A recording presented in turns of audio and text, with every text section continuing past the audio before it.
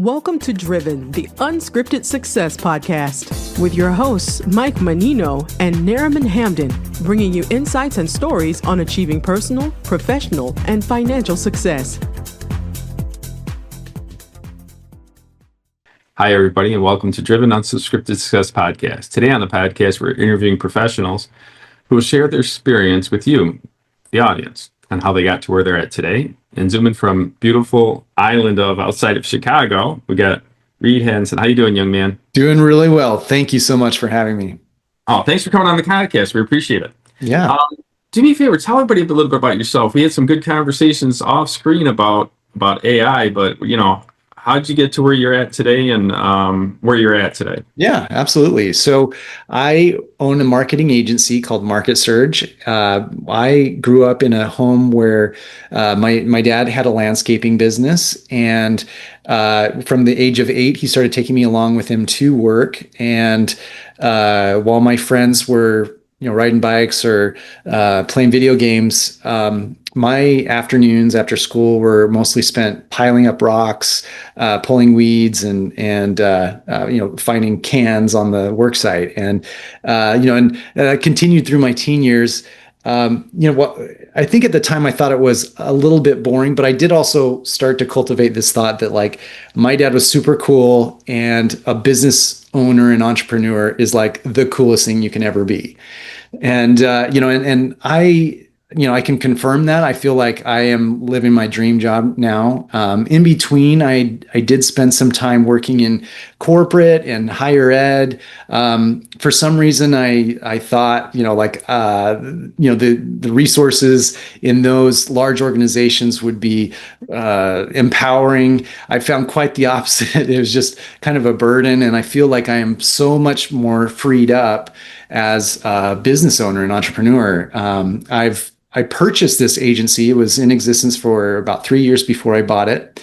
And so I've been running it for the last year, and we've introduced a lot of additional marketing services beyond marketing automation and a CRM.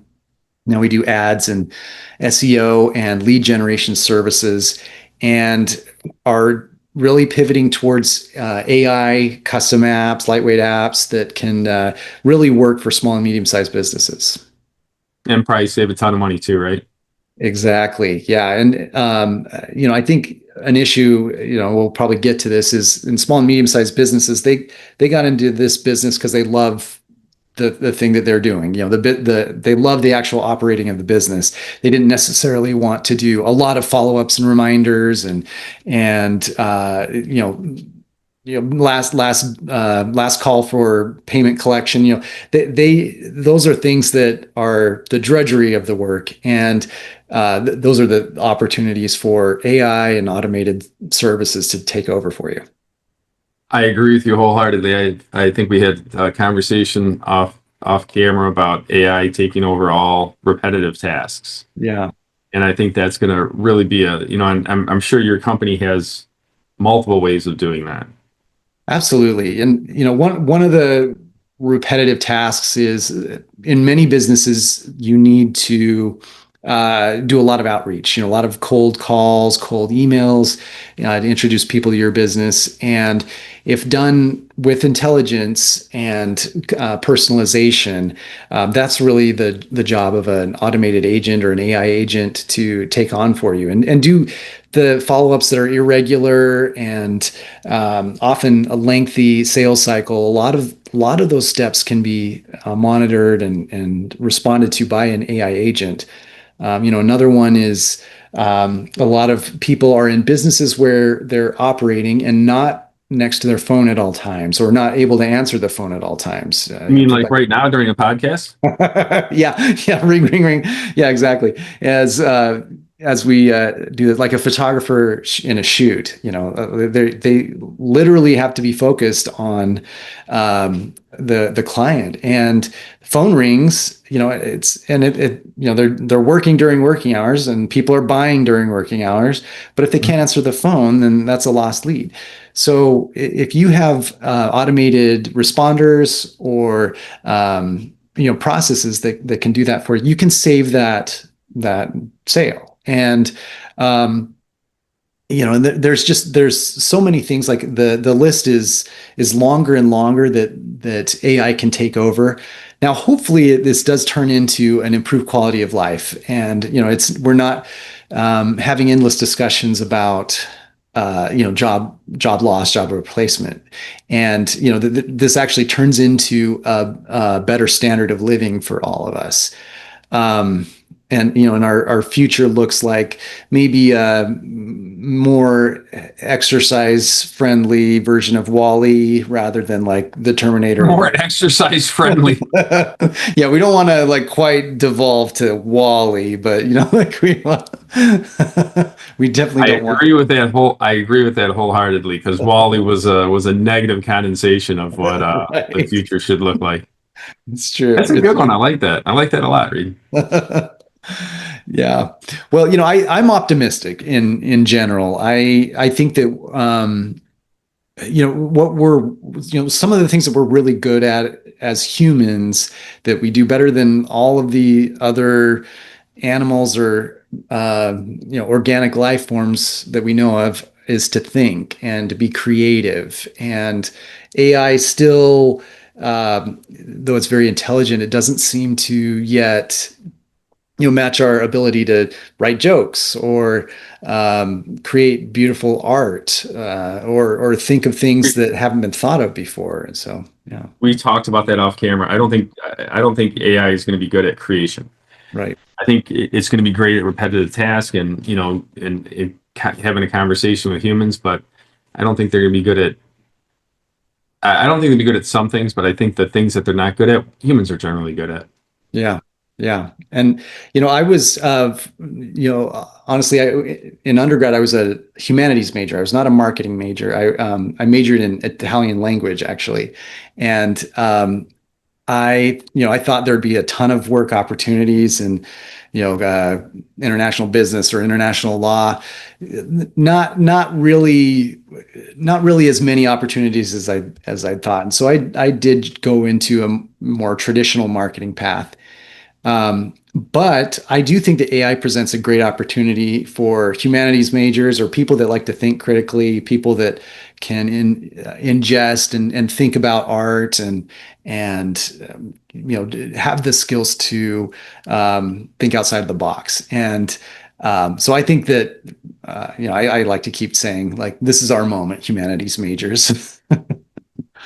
I like what you said about thinking outside the box. I remember someone said, "You're a really outside the box kind of thinker."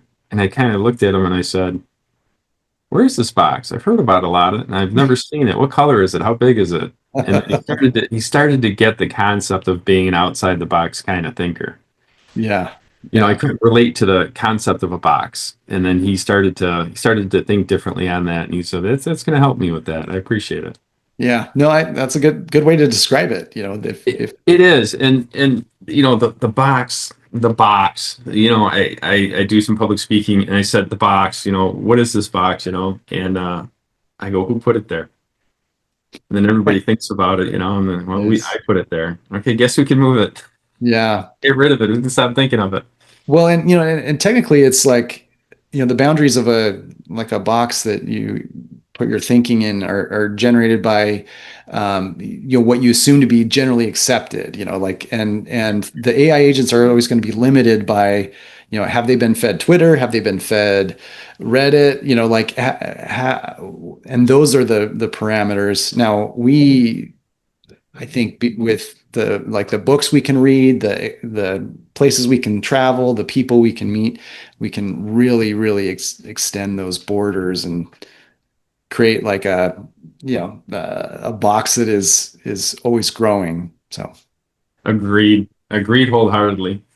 Um, I got a question for you. Tell us about when you were coming into your career. And what do you think pushed you over the finish line? What pushed you through to get to where you're at today?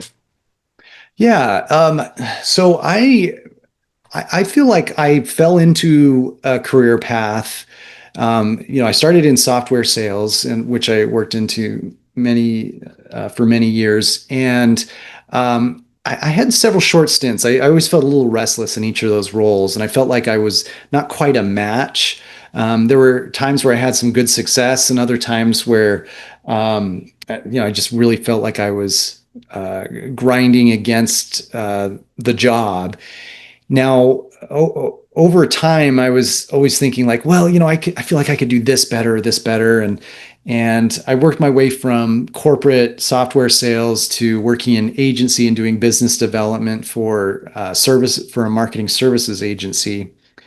And I guess like I always felt that something was missing. I was like, I need the ability to make certain decisions, or I need like a more holistic view of this project, not just the sales and upfront part. I like the delivery as well, and it's funny, there were times when I was looking back at my career, I'm like, this looks awful. I'm like changing jobs like every 2 years, and I think there's other people like that just don't quite find a fit. But it was really until my 40s that I found this opportunity, and it really feels like a fit. Like I have the autonomy I want. I have the ability to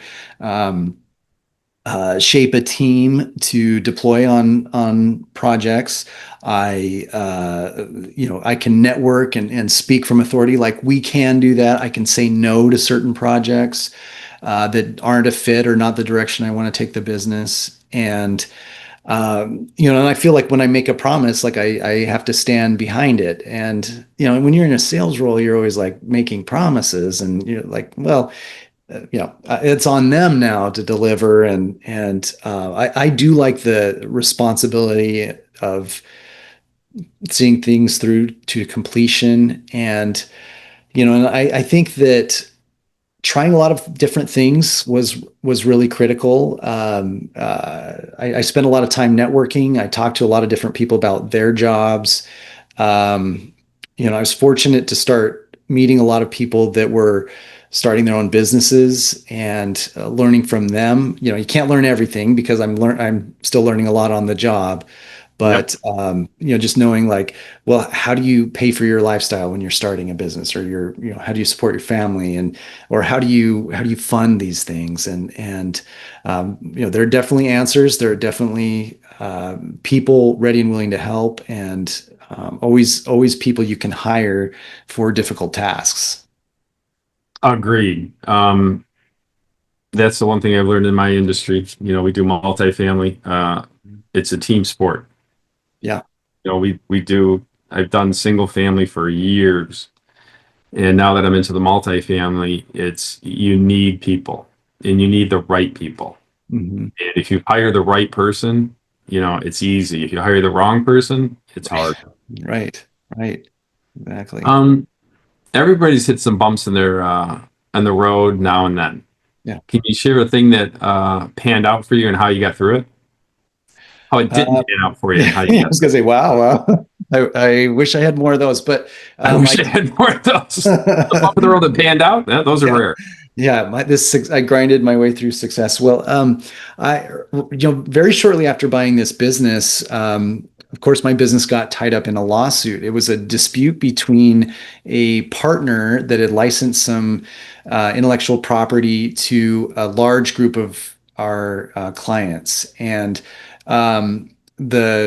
this partner had, it's a very long story, and of course, like when you get into legal, there's so many twists and turns. But essentially, one side wanted us to delete all of this data, the other side wanted us to preserve it and transfer it to another database. And there were so many like jurisdictions and individual claims and unique situations. I hired an attorney to sort this out, and this is after I just cashed in my life savings to buy this business. And so it was like, is this just like over before it really started? And so because not only was there the huge expense of this lawsuit, 40 of our, well, I guess it came down to about 30% of our clients quit. and and fired us right off the bat, right out of the gates. And the one smart thing I had done was to hire an attorney to help me with the acquisition documents, and we did.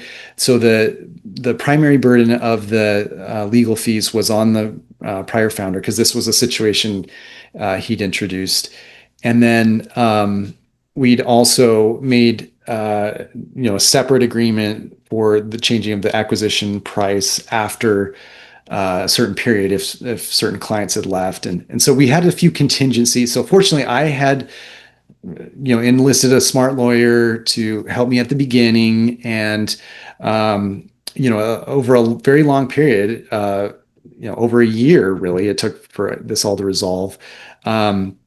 We pivoted away from this one line of business, this very niche line of business that we were selling to, and I had to spend a lot of time meeting and networking with people in different industries, and kind of starting from scratch. So I not only had to introduce additional services, but new industries. So now we work extensively with the logistics industry. And but I had to kind of like learn it from scratch, just from networking and talking to logistics businesses and people working in that industry. And so it was a very beneficial experience, and it's an exercise that I think was very valuable. And we've come out on the other end, and we're really focused on logistics now, and like the business almost doesn't resemble at all what it used to be. And so Never does. It never does. never does. So, I'd recommend, always, like in an acquisition, hire a good attorney. And I'm a big proponent of networking, and I think that networking can solve a lot of problems for you. If you're open and genuine with the things you're struggling with, even if they're legal, you can find somebody that's done something like it before, and they can help connect you with the people that can help. So, maybe look at networking as a way to get your way out of really sticky situations. I would agree. There's always somebody out there that has the answer. Yeah. So, and try to avoid anything legal as much as possible, because there were a few people that were like very lightly involved in this that attempted to sue somebody else in this situation, and they were unsuccessful, and they ended up spending tens of thousands, if not into the six figures, for nothing. And so, I don't think anybody should really engage in the pursuit of trivial lawsuits. If you, I know one person that could really do that. It's the lawyers. I'm sure you've learned in a lawsuit, the lawyers always win.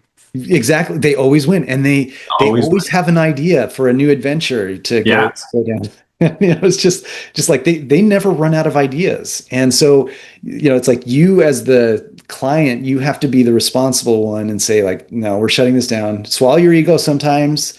Like, sure, we'll just like cut our losses here. Exactly. And it takes some real guts sometimes to just say, like, okay, they're making these claims, or they're saying this stuff, and we're just going to walk away, and not try to get back at them. So emotional control. Yes. When you have emotional control, you can make wiser decisions.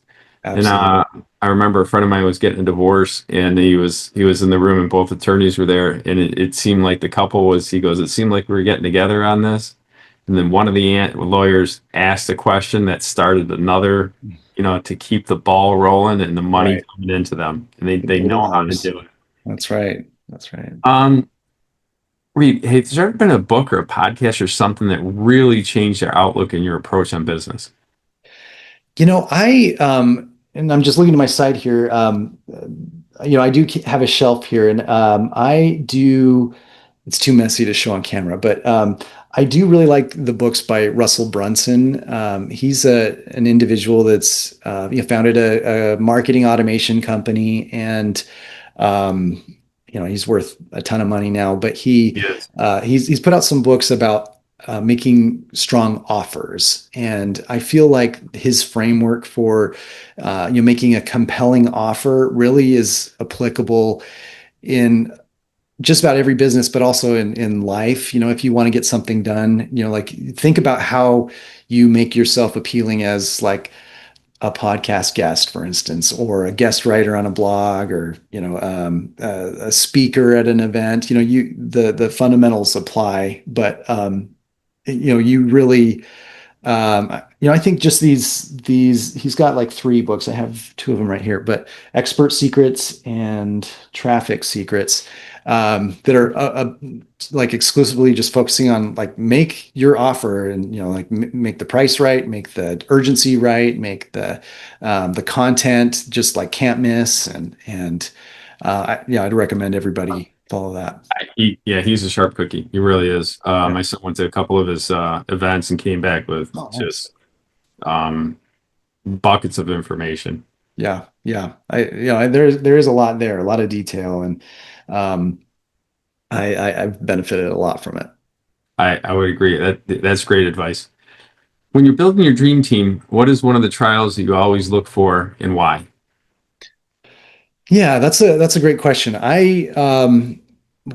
So a couple things. I inherited a really great employee that I've been really happy with when I bought this company, and I would love to replicate her over and over again. She is somebody that feels kind of a sense of pride in delivering in her role. So she leads our customer support, and for some people that's not a job that they'd like. And I can imagine she does do a lot of the dirty work, so to speak. Like sometimes has to deliver bad news, and sometimes has to deal with people urgent or upset, and but she does take a lot of pride in her job, and feels like personally invested in the success of the clients. So I'd say you find somebody that cares and is able to do it in a kind way. That's somebody you want on your team. You really want, excuse me, you really want people that are invested, and I mean, I'd throw in people skills too. It's ended up being kind of a signature of who we are, is that we're polite, we're patient, we don't lose our tempers, and we get through situations. So that's something I've always prioritized, and just that was just by chance, by luck, that was something that she did as well. And so for future hires, we've made sure that that's the case, that they can be polite and patient with clients, and then that they are personally invested. They're actually interested in the job that they're hired to do, and feel a sense of pride when it's successful. Do you ever use any of the DISC profiles when you do hires? That's a great idea. I don't know that, not officially, but I've done it myself. I couldn't tell you where I fall. I can talk about myself all day, but I don't necessarily remember my results. Do you remember your results on I'm influence. Okay. So I'm influence, and then what I have to, I'm really good at showing people. What we do is show people how to become real estate investors. Okay. It's what I do is the simplest thing in the world. It's, I show people how to invest in multifamily real estate, do nothing, make tons of money, and get huge tax breaks. So it's Awesome. not hard. Right. Well, and you make it sound so easy. I want to do it now. It really is. It literally is the easiest thing you've ever done in your life. We'll talk off camera, but ever since I've got into this, everything else just fails in comparison. And I've worked my way up. I started with a hammer and nail in construction. Okay. Worked for a guy that could barely speak English to where I'm at now, is just showing people how to make money for doing nothing. That's awesome. Big difference. Big difference. Yeah, that's awesome. It's a compelling story too. Oh, thank you. I appreciate it. On the horizon for you, what is one of the big, they call them big, hairy, audacious goals and projects you're excited about? Yeah, I would like to double the size of the business by the end of 2026. And What that's going to require is I'm going to have to hire a bigger team, and I am going to have to branch out into at least one other industry. And I am, really excited about that. This year I started my own podcast, which I have found extremely valuable to growth and the branding of our business and networking. What have you learned? What have you learned from your podcast? Well, a couple It's an things. educational process, isn't it? It really is. It really Right. is. And, first there was just the novelty of recording it. And then, that was kind of fun. But then after that, I was like, okay, well, let me be a little bit more structured. And, I found that the interview format works a lot better than me just talking to the camera. And then, so I've found some practices about meeting people that are interesting enough to have a good conversation, making sure that the quality of the guest is very high. But, what I've started doing is bringing in news topics of the day to discuss and get like interesting people to talk about interesting things rather than just tell us your bio and that seems to be going well. So it's an evolution, and I think it's kind of a long game. So I don't know. I have a lot of fun doing it, and but I honestly think the real value is out of the networking, the people I meet, and more so than the viewers or extra traffic to the website, much more. So awesome. Sounds like things are going pretty good for you in your business, and yes. Looking forward to the future. I was wondering, have you ever, or what you're planning on doing to create a passive income? That's a great question. I have started to. I don't know if this counts because it might be a little bit more active, but I would like to expand my capabilities with my offshore teams. So there's some tasks that are pretty standardized, like SEO tasks and ads management, which in many cases can be done with labor in Asia that is quite a bit less expensive. Yes, it is. I have a And video too. yeah, and I would just like to really expand that. I've been so happy with the quality they've delivered, and just have really come to appreciate the work they do and The work ethics they do. yeah. Where do you, if you don't mind me asking, where do you source from? Well, so currently I have some team members in the Philippines, and those are primarily in the customer support realm. And then I have another team in India, in northern India, that does more of the technical tasks. And not works out great, doesn't it? It does. And I think there's just like some cultural strengths in each of those regions that they just seem to really be a great fit. And like you said, the tech for India and the customer support for Asia's. I have a Philippine personal assistant, and she just kills it. I know. She just kills it. I mean, I can't recommend that part more than anything else. Yeah. And the price you're paying for the services you're getting is insane. Absolutely. Yeah, I've been so happy with it. I'd heard some mixed reviews or negative things, and I think you gotta watch that. Yeah, like you have to be a responsible manager. Business. Yeah. Especially your business. Right, exactly. And you have to be responsible. You don't just walk away. But when you find that fit, that individual that is a great fit on the team, it's I think it works out great for everybody. It does. It really does. They love the work, and I've had a couple so far, and I absolutely love them. Yeah. Listen, Reed, thank you very much for being on today and sharing your insights. If people would like to get in contact with you, how would they do it? Yeah. So my website is marketsurge.io, and you can email me anytime at reed@marketsurge.io. Happy to do any kind of networking you'd like. Happy to help support your marketing journey as a small and medium-sized business owner. Even just bounce ideas off. Feel free to reach out. Awesome. Please do. When it comes to marketing, you definitely want to talk to this young man. Hey, listen, thanks a lot for being on the podcast, and And any of the listeners would love to talk to him, please do. Thanks so much, Michael. On the show. Thanks for listening to Driven, the Unscripted Success Podcast. Want to share your story? Apply to be a guest at drivensuccesspodcast.com/guest.